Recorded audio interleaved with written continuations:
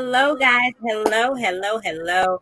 I'm super excited that you are here. Welcome back to the channel. You're seeing our amazing faces, and we are glad that you are here. So, welcome all the NexGen family. We're putting in the comments. We're giving you all of a round of applause.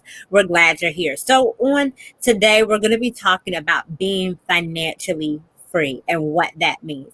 And it's really amazing we have one of our very own here to be able to share with us. But before we go on, I want you to go ahead, like, love, and share this amazing video. It's going to be awesome. But before I continue and introduce our amazing guest on tonight, my co-host to my right is the beautiful Danielle. Say hey to the people, girl. Hey everyone.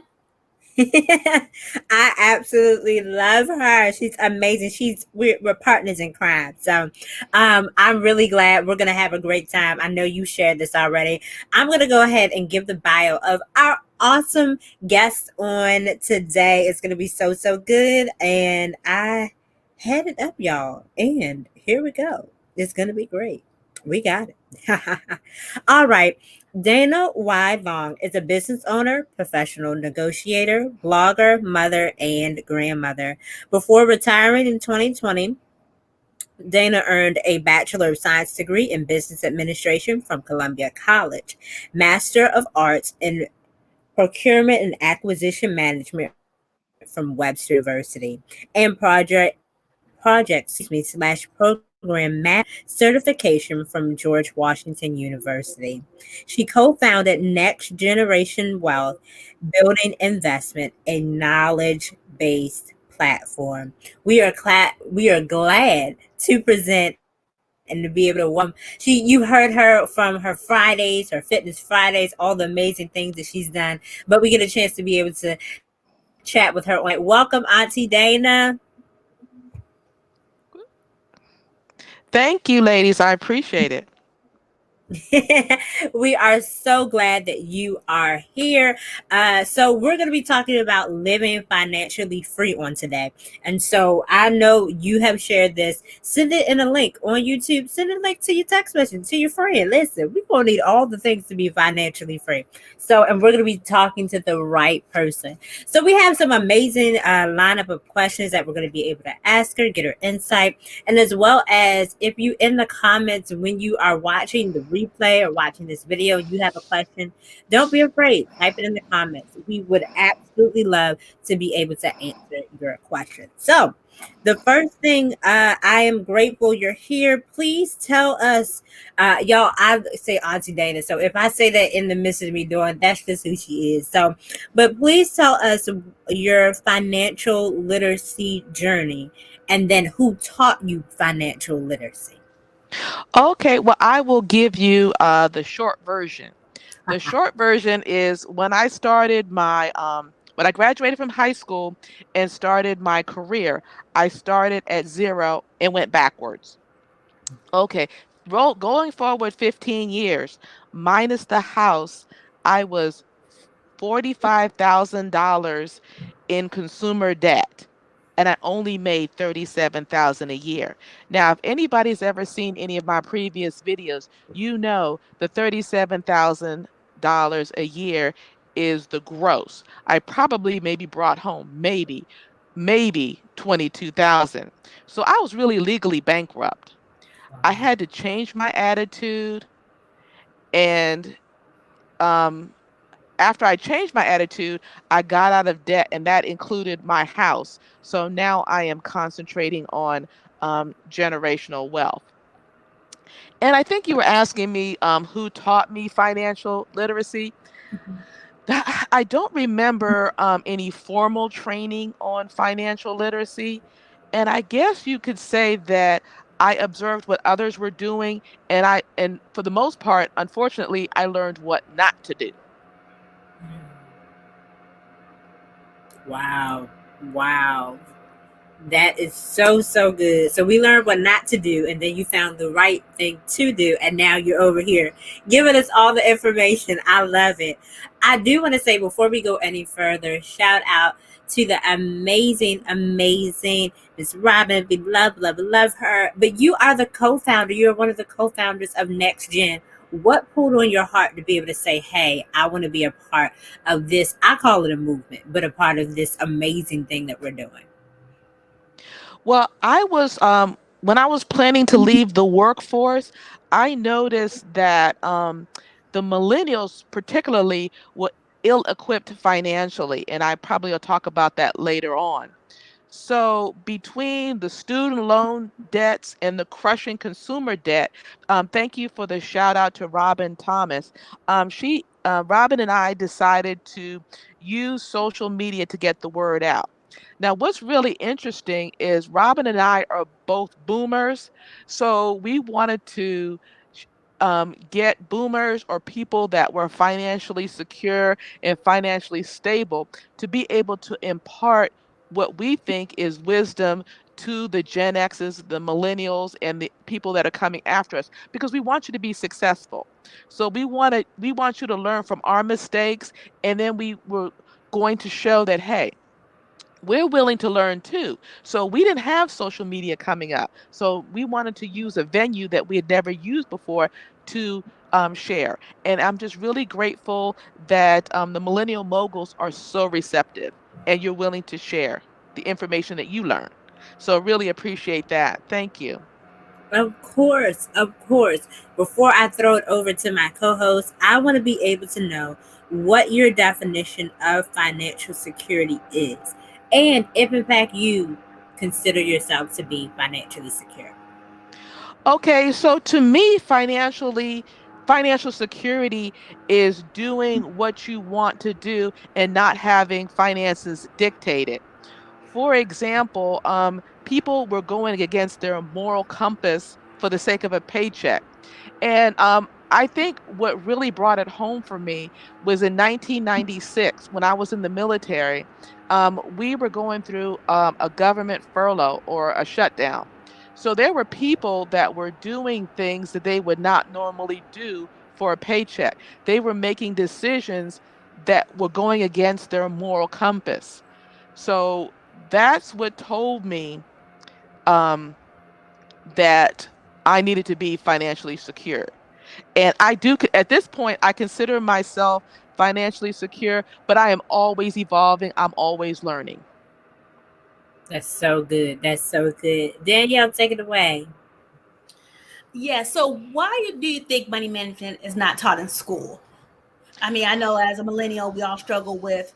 We went to school, student loan debt, trying to budget, trying to get a home, trying to also save and pass on if you have children. And it's like we don't know what to do. We went to school all this time, but the most important thing of finances is not taught. Why do you think that? Oh, okay. Yeah, these are all good questions. That is like a very good question. So when you talk about school, I'm thinking um, like kindergarten, like primary school before you even get to college.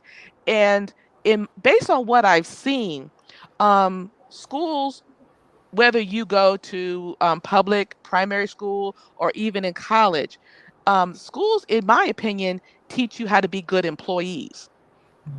If you think about it, you come home from a hard day's work, you have a family, and your child, little KK, comes home from school and wants to see your bank statements and your life insurance policies. And then Junior wants to know why you're taking out a home equity loan to buy a boat. And your first grader is demanding your debit cards so he can destroy them. And he told you that your FICO score is trash because he just ran your credit. So, do you, so if we were really teaching financial management in school, I think we would have a very different outcome. You won't have a lot of people that are W-2, and they will be doing things because they want to, not because they have to. And I think that people would not be taking loans the way they're taking them out. That's my opinion. Right. I 100% agree because it's just taught to go to school, keep your head down, do this, do X, Y, and Z, and you're not taught anything else. Because I'm actually seeing a lot of my friends are entrepreneurs now. They're now even working in what they had their degree for. And so it's just like, why were we never taught some of these? I consider a basic skill. So it definitely makes a lot of sense why you're just again, you're taught to be an employee, not really to make money the correct way, or as well as properly learn about financial literacy to make sure you're making a well sound decision. More or less keep you employed in debt. So it definitely makes sense. But what's an example to you of what's an example of you wasting money? Oh, well, to be fair, if I could go back, to be Okay. fair, back in the day, we were, I'm talking about previous generations, they were business owners and they were punished for being business owners Mm, economically. So they didn't want their children to go through the same challenges they went through. So they said, okay, these new jobs, these to be financially secure, it looks like they're going to have to get a college degree. Not necessarily, but that's what was in our minds and in our hearts. We want our children to do well. So even though we may not have gotten a degree, we wanted our children to get a degree because that was the way we saw the world going. So mhm. we want our children to go to school even if it was to the detriment of incurring student loan debts, because in our mind, at the ends justified the means, which meant if my child or children went to school, they would go to school, get a good education, get a good job, and they'll be able to sustain themselves and be good productive citizens. It just didn't turn out that way for some people, because just like the times have changed, I mean, just like we it changed for us, it changed for you. Right. So, an example for me of wasting money, these are my pet peeves. Fees and interest. Fees, I have to pay a certain amount of money to have you keep money in the bank. That's a pet peeve of mine. I go to the store to buy this blouse on sale just to put it on a credit card and pay interest on it, to where the fact that it was on sale means nothing anymore. Those That's my example of wasting money. Or going to the store to buy something on sale when you have no intentions of wearing that item or using that item or consuming that item, but because they use the S word, that's what wasting money is to me. Yeah, that's a great answer. I thought you were going to say coffee and avocado toast because you we get that a No, lot.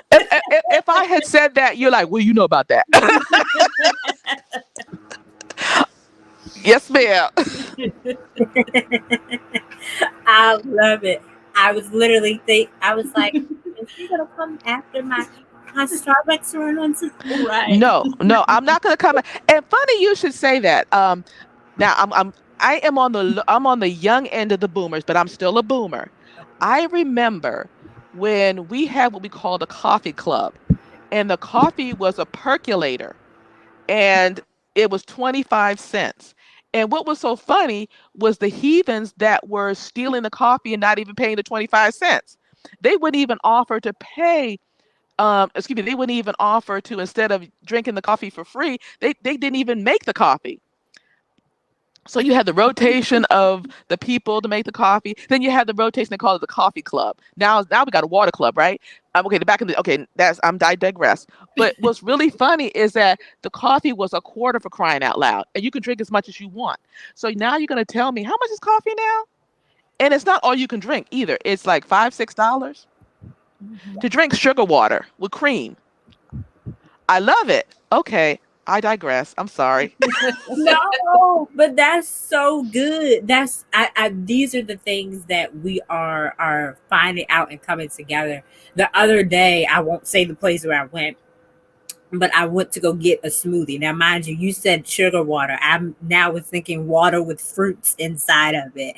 Yes. The man sat there and told me, I was like, oh, okay, I'll just get a small, I'll be good. He told me it was $10.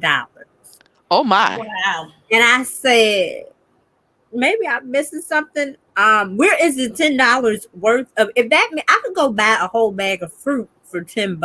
How No. about that? So, that was just those things that we're choosing to, we're talking about living financially free, and not wasting money.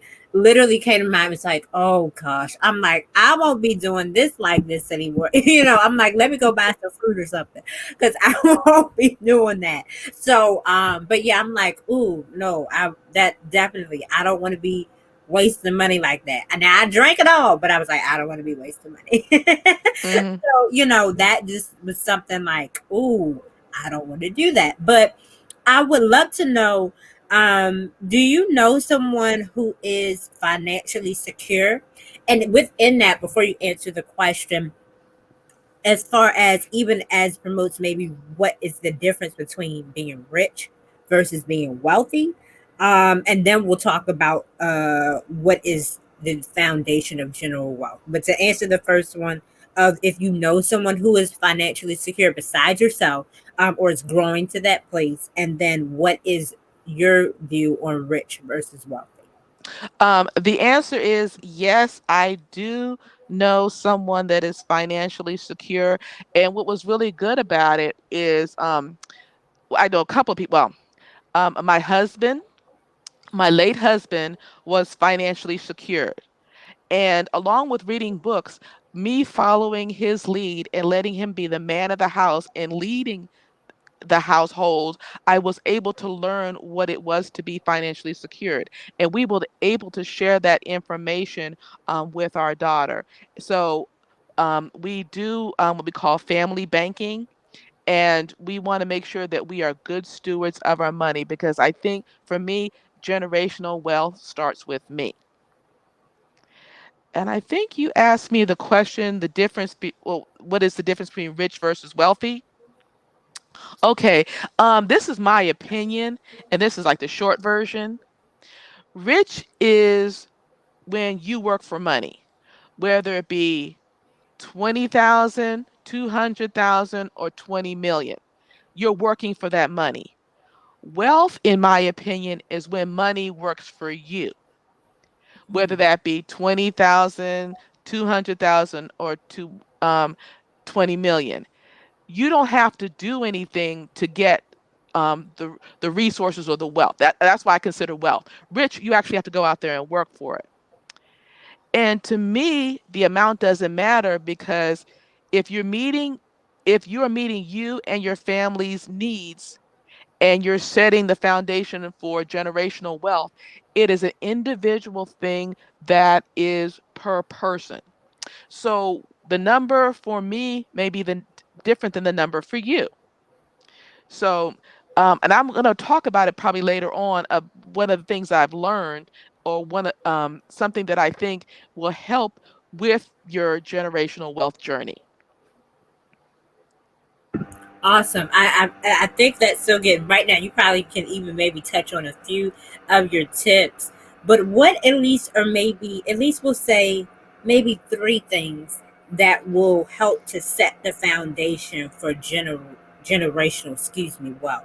What are at least three things that will help set the foundation for generational wealth? The first thing I would say was I would adhere to, and I don't mean to appear blasphemous, the 11th commandment, thou shalt not fool thyself. Take a look at your circumstances. Don't compare yourself to anybody else. Look at where you are. And the only way you're going to do that is you're going to have to be pulling out sheets of paper to find out where you are. You don't know where you're going unless you know where you start. So that's the first thing. Then take a look at any kind of leaks or things that you're like the fees and the interest, things that you're paying that you really shouldn't be paying. And then once you do that, come up with a game plan that's going to be a 5-year plan, a 10-year plan, a 15-year plan, and then 20 years. Memorialize that because that's what you're going to have to give to the next generation. So that would be my top 3 things I would recommend doing. Awesome. Awesome. Danielle? So, why is being debt free important? Well, to me, debt free is if you run into a situation like a furlough, like the 1996 furlough that I talked about, or being laid off. If you're in debt, or even a medical situation, if you're in debt, that just increases the stress level. And if you have a medical situation, you need to be concentrating on your health or the person's health that you're taking care of. As far as a furlough or being laid off, that's a stressful situation that not only affects you, but also your family.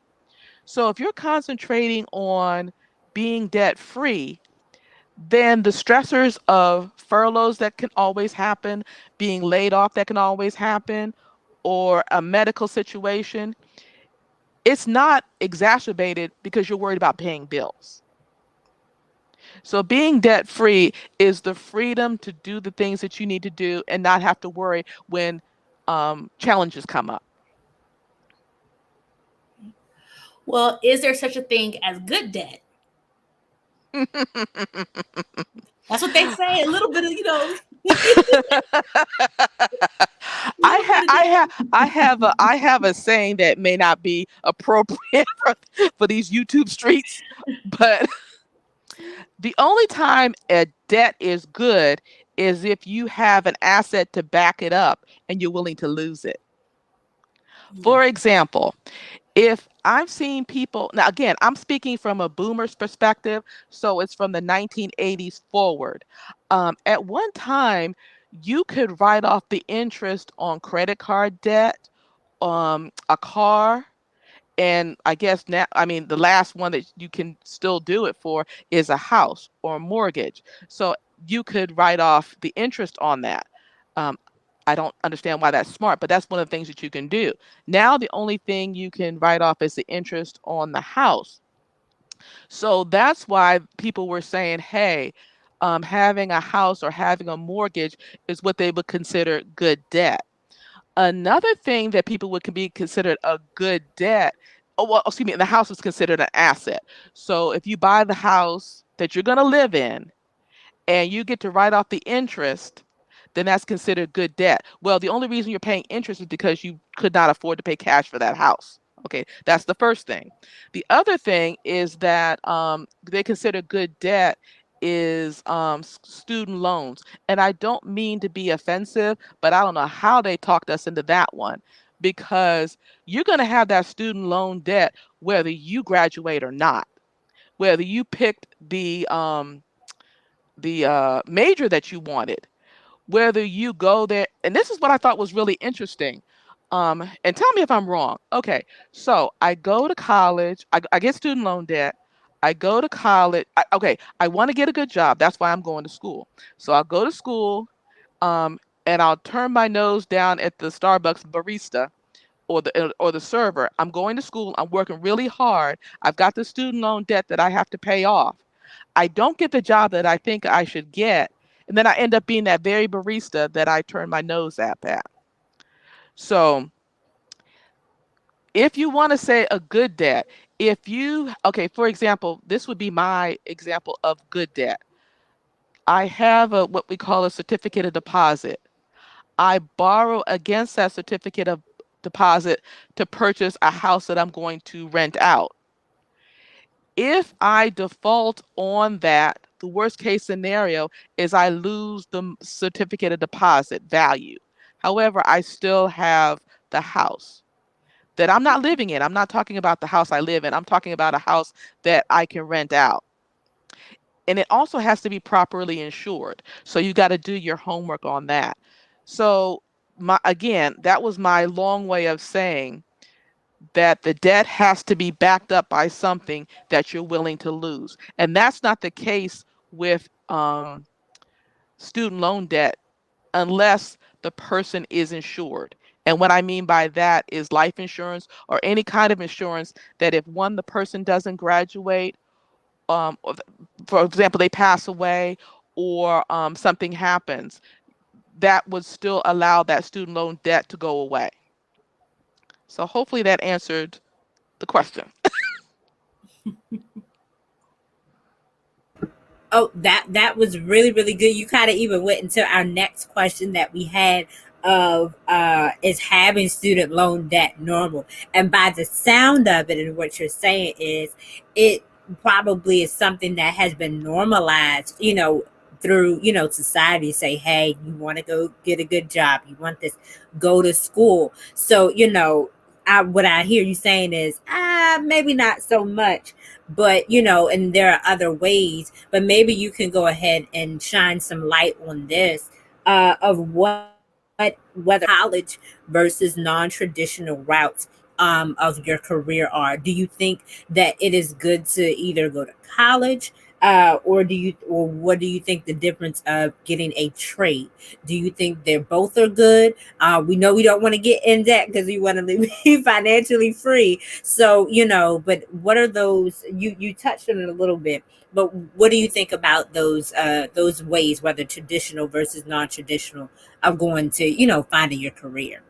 Okay, so if my child or my offspring was going to college, then I think that I should um, prepare for that and put aside monies to where they can um, I can pay for their college without going into student loan debt, or I can get what they call a pay as you go, so you pay by semester.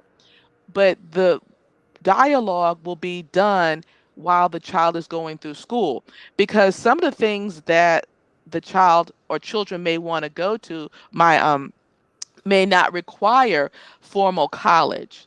It Mhm. may be a trade that they can go to. And then there's other things that they can do that doesn't require formal college. However, if they decide they want to be a physician or attorney or something else that requires formal training, then I need to make sure that I have the setup to where we can do this in the least stressful way. Mm. It depends on what they want to do to be a productive member of society. And college, again, may not be the first choice. It's one of many choices. So the investigation needs to be done at the latest, in my opinion, as a freshman in high school. Wow. And the reason I say that is because they do offer scholarships to students that do not miss a day of school. Mhm. Yes. Yes. Yes. So always keep your options open. College is not the only way, if that makes any sense. It's one of many things you can do. And that doesn't mean you have to have student loan debt. There are some employers that will pay for you to have training. I could think of one off the top of my head, and I don't think you asked me that. Amtrak. They pay their conductors and engineers, and they also let them stay in a hotel while they do the training. So they're actually living in the area where they'll be doing the training. So there's a bunch of things that you could do. For the electricians, plumbers, and the trades, some offer scholarships, or well, some they offer free training for those that are wanting to get into the trades because someone has set aside an endowment for that. We have the military academies. When you want to teach in a particular school, that you can go to have your tuition um, paid for, those types of things. There's many different ways that you can pay for any kind of school, whether it be college, um, trade schools, or any other non-traditional, without coming out of your pocket. You just have to do some investigating. Wow, that's so good. That is so good. So before I ask my last question and turn it over to my co-host, she's gonna be wrapping up our last two questions, and then we're gonna unfortunately say our goodbyes for today. Well, Ooh. this has been such an amazing conversation. I just want to take this little intermission to be able to say, have you not subscribed? If you haven't subscribed to our YouTube channel, please go ahead right now, right below that little red button. I want you to go ahead and subscribe to our channel. It's amazing information of being able to help others build generational wealth. You see, just like on today, we've had an amazing, are continuing to have an amazing conversation. And so you want to be able to keep up on all the awesome things and videos that are coming out weekly. We have weekly videos coming out from Monday to Friday. You could be able to be encouraged, be able to be motivated. So make sure you guys have subscribed to the channel. This has been truly great. I want to know now, back after our commercial break. I want to know, is having a mortgage normal? Auntie Dana, is having a mortgage normal? As millennials, we know. I know Danielle as well as myself, we eventually want to go ahead, have buy our own homes, things like that, that we want to be able to do. And we want to know, is having a mortgage normal? But not really. And the reason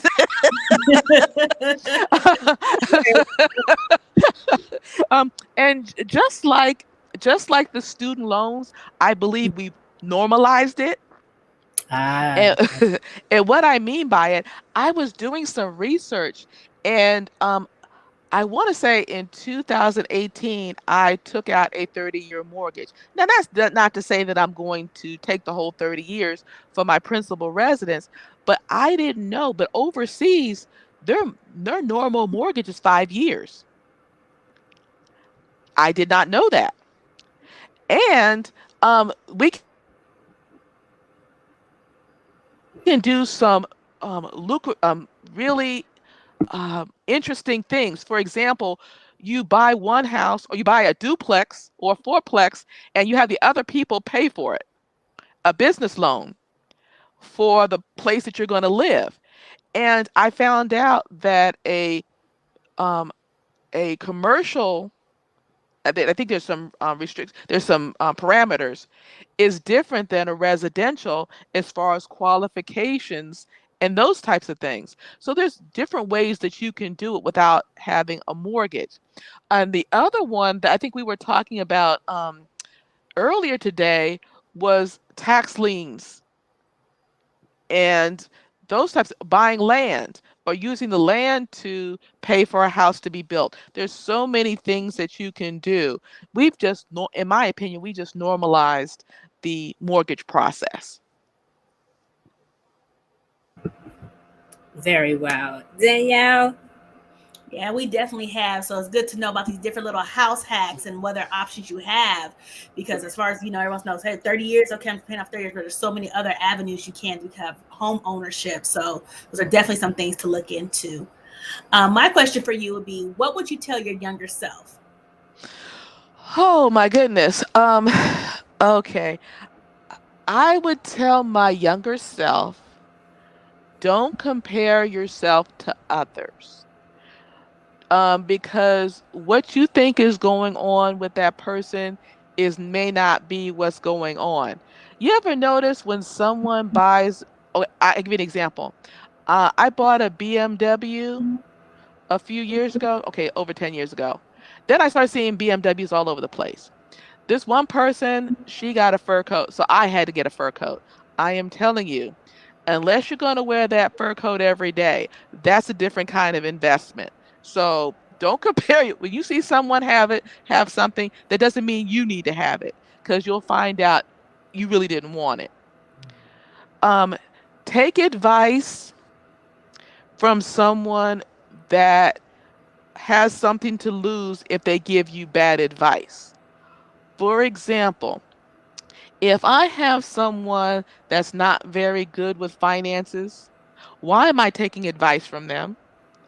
And them spouting off what they think is smart financial advice, they're just spotting off.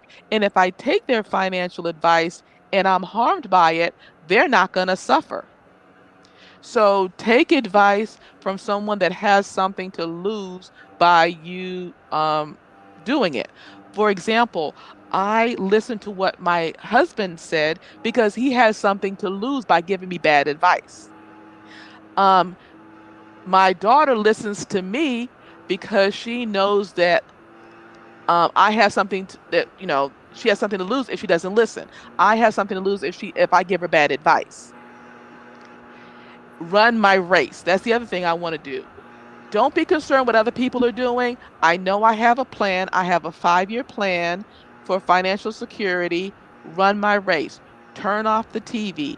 Don't read things that don't. And this is only in a short period of time. If I'm working on something, if I'm working on myself, concentrate on that. The TV and social media is there to market to you, to separate you from the money in your wallet. So be mindful that that's what they're there for. So that was some of the things I would tell my younger self. Yeah, that's great, solid advice. Because especially with social media, you see what everyone else is doing, think, well, I don't have that, I don't have this. A lot of it's, perpetrating fake. And then, well, Facebook went down for the last week and everybody was scrambling, right? Mm-hmm, mm-hmm. It's for people who had their, stuff together. Hey, let you know take a break, reevaluate yourself, turn it off, and just focus on you and run your own race. Is definitely great sound advice. Um, Lastly, is there anything else you would like to share that we didn't cover today? Oh my goodness. What I would recommend is I know that the millennial moguls have made it their mission to get the smart people in the room. So if you're gonna do any kind of social media, take a look at the NexGen channel, because whatever the millennials, and I'm saying the millennials because that's who we're looking for to take over, to lead the pack, if you will. So you guys have made it your business to go out there and get people that are going to provide good content, good information to move us forward into generational wealth. So if there's something on the channel that I think we have over 200 videos.